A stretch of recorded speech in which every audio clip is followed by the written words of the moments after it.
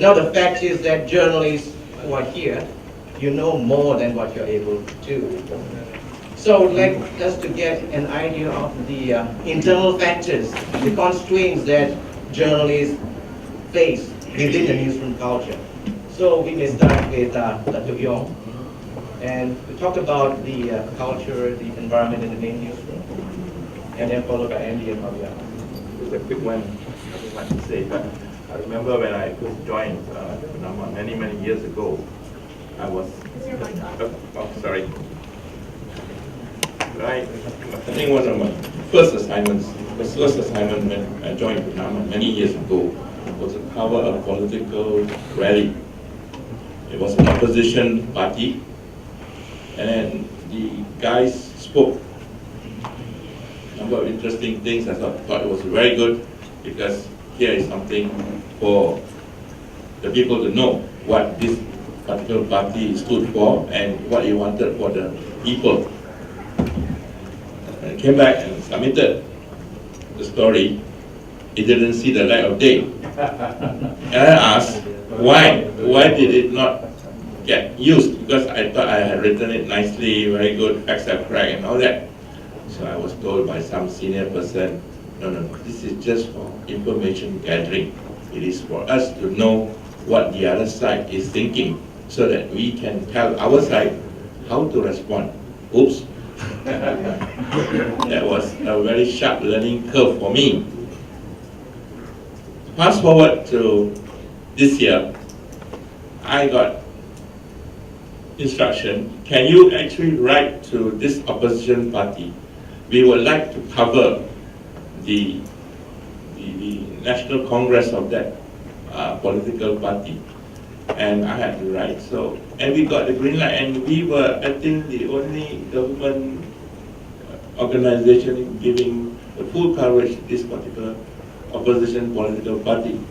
And so then recently there was also another opposition political party. We gave full coverage. So we think that things have changed. The perils of being in Burma is that sometimes people may say that you must remember who is paying your salary. And so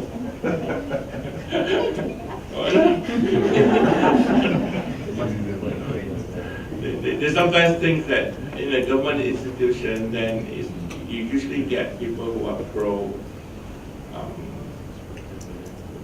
government to be on, and if you get somebody who's got different views, then it's a bit no.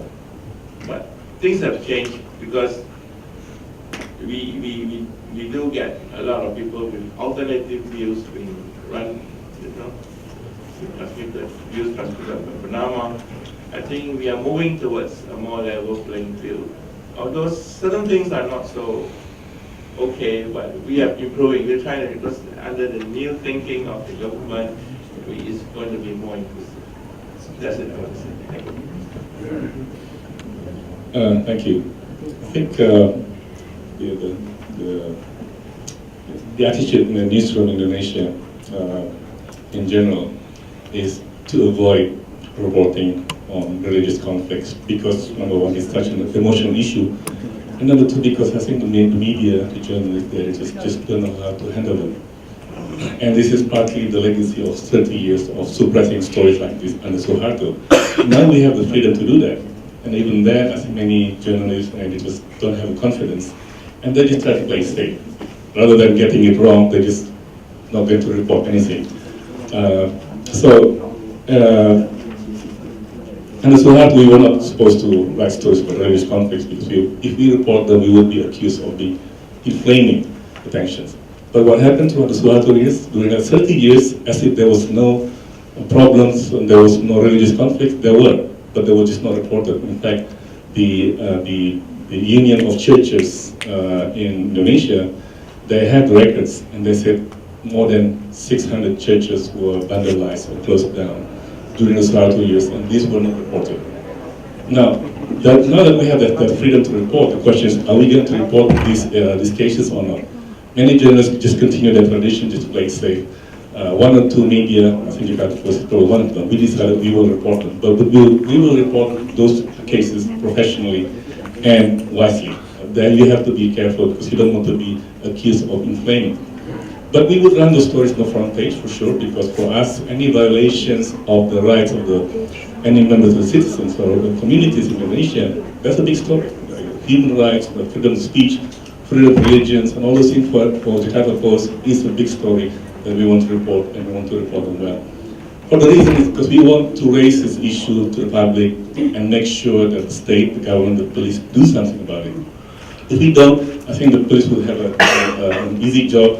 Well, the public is not making any noise, we don't have to do anything. And we are giving too much space to the radical Islamic groups, because these are the ones who are being vandalizing, attacking, terrorizing, persecuting the religious minorities. The radical Islamic groups, they are very small. They don't even represent the Muslims in Indonesia, but they're very vocal and they're very violent. And they seem to be getting away. And the reason for that is because the media are keeping silence and allowing them to get away.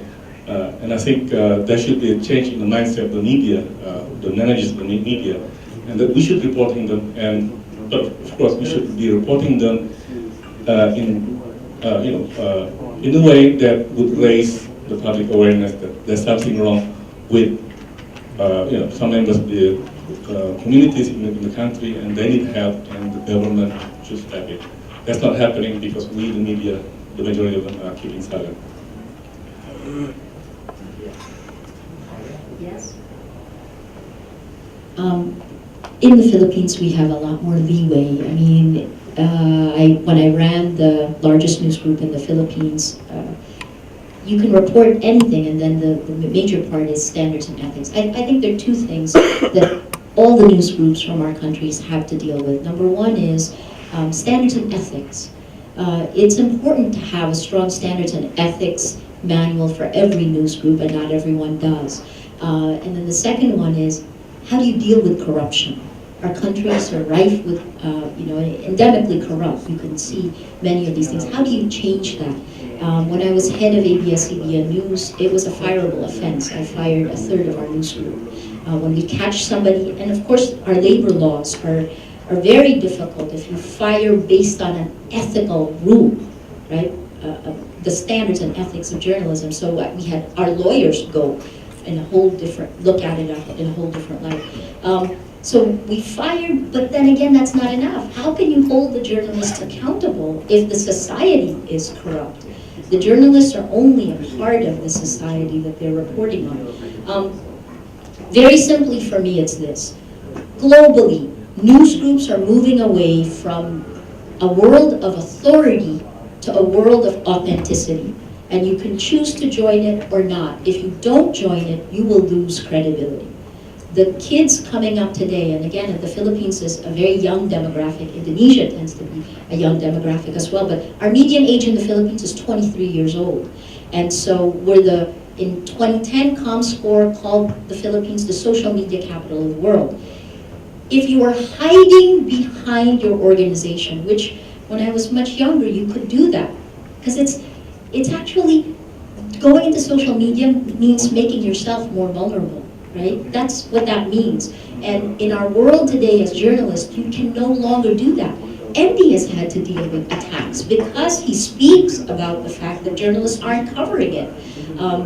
I've dealt with attacks. That's the world today. You have to move away from hiding behind organizations. Organizations speak won't cut it with this younger generation. To the world of authenticity. You have to speak as who you are. And if you speak as who you are, that means that, number one, I'm an Asian American. I'm 5'2". I'm not 6'2", which means I see the world differently, right? So all of those things are built into it, and I think a lot of the prejudices that were there in the past could actually be addressed with transparency. There's a younger generation. The digital natives in all of our countries are growing up connected, and they're growing up with global values. That's where I place my faith right now. Journalism. What is the main purpose? Journalism is to provide a service for the people, not those in power. So which reminds me of what Maria said. Our job as journalists here, and as bloggers and writers on this site, is to confront and challenge those in power.